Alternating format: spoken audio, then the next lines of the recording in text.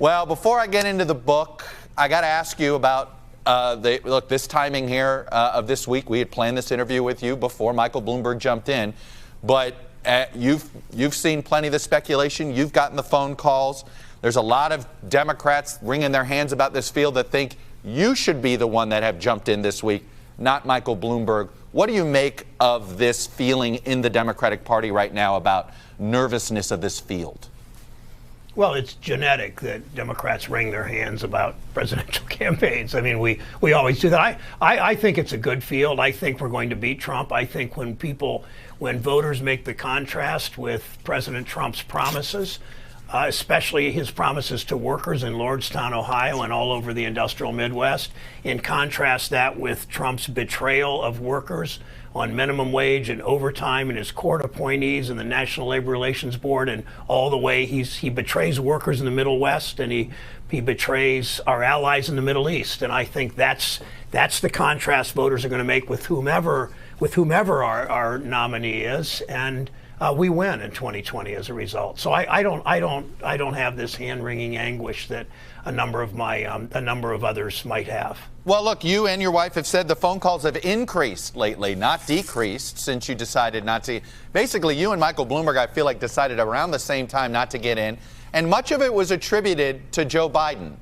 And I know you say that wasn't the case, that Biden's strength didn't push you out. But what do you say to these folks that call you up and say, reconsider, Senator? Well, I've just never, I said from the beginning, I never have had the big desire to be president of the United States. And to get in this race, to run for a year, you've got to want to do it more than anything imaginable. That's what separates the ambition of those who get to the Senate or governor and those who decide to run for president. You've heard the line, Chuck. 50, 60 years ago, a senator once said the only cure for the presidential virus in the United States Senate is embalming fluid. And I don't want to be that guy. I love what I'm doing, and I just didn't have the huge ambition you need to be president of the United States. Do you feel as if all of these top candidates, let's say the top four as it stands right now, that all four of them, Sanders, Warren, Buttigieg, Biden, could carry Ohio right now? Oh, I don't know anybody. I don't know about right now. It doesn't matter right now. It matters 12 months from now. And yes, I think that Ohio's been a swing state for pretty much my whole lifetime.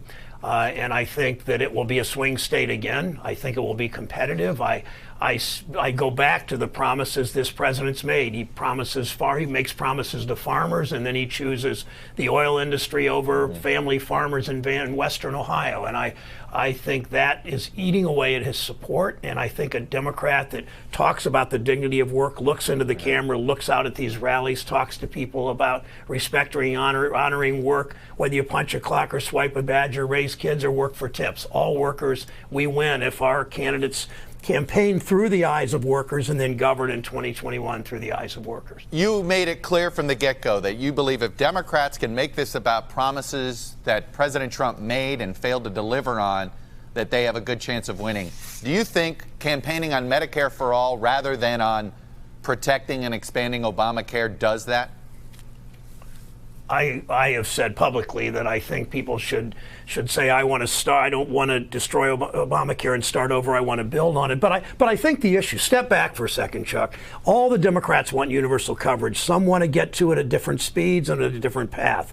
Contrast that where this president went to Congress, lost by one vote, trying to wipe away the Affordable Care Act. Now he's in a court in the Northern District of Texas trying to take away the consumer protections for pre-existing condition, trying to take away the Medicaid expansion in Ohio. 600,000 people in my state, the Republican governor, John Kasich, and I teamed up to do.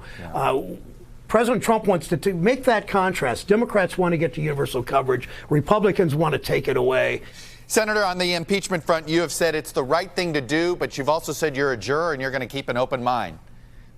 In fairness, if you believe impeachment's the right thing to do, it doesn't sound like your mind's very open on the president.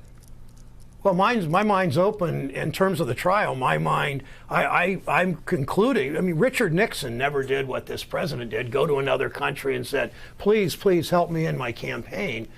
So that's why he should be indicted, impeached, same as indicted in a court of law. When we go to the Senate trial, 100 jurors, this is the only time you'll ever hear me say this, we shouldn't listen to public input on this. This is a trial, and we should look at the evidence, and does it rise to the level of high crimes and misdemeanors to the point of conviction and removal from office. And I hope all 100 members of the Senate, Republicans and Democrats alike, look at it that way as they would in a court of law. I'm not a lawyer. Most of my colleagues are, including most of my Republican colleagues. They understand what this should mean. They should stop talking about getting rid of this and do that.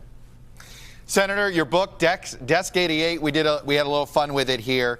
Of the senators you wrote about in your desk here, 2 of them have made more appearances on Meet the Press than you have, George McGovern and Bobby Kennedy. We're showing a picture. Who would have known that? Yeah, who would have known that? You're going to catch him, though, I have a feeling here. The desks, have you carved your name in your desk already? And senators do this in all 100 desks, don't they? Yeah, some senators don't. Harry Truman signed 10 desks, and some senators consider it defacing public property. It started when I was a freshman and went out. We had to choose among 10 desks that were not yet taken as the last to choose, freshmen. And I pulled out the desk drawer. There are no bad seats. You're not sitting behind you're not sitting behind a post at Fenway Park. Yeah. And so I just started looking in the desk drawers, and I saw the name Kennedy after seeing McGovern and Al Gore and Hugo Black. And I asked Ted, I said, which brother was this? And he said, well, it's got to be Bobby's because I have Jack's desk. And that intrigued me, and I share a love of history like you do, Chuck. And so I began to think about these 8 senators, some of whom are pretty much lost to history, but all of them believed as I do, and that's really the key. And the reason I wear this lapel pin, a canary in a birdcage, fighting for workers' rights when workers didn't have those rights, that the power of government can be a positive force in people's lives. That's why I wanted to outline these 8 progressive senators that did Medicare and collective bargaining and civil rights and so much in between. Senator Brown, congratulations on the book. Thank you for coming on and sharing your views. I appreciate it. Always. Thanks, Chuck. Hello from Washington. I'm Chuck Todd, and thanks for checking out the Meet the Press channel on YouTube. Click on the button down here to subscribe, and click over here to watch the latest interviews, highlights, and other digital exclusives.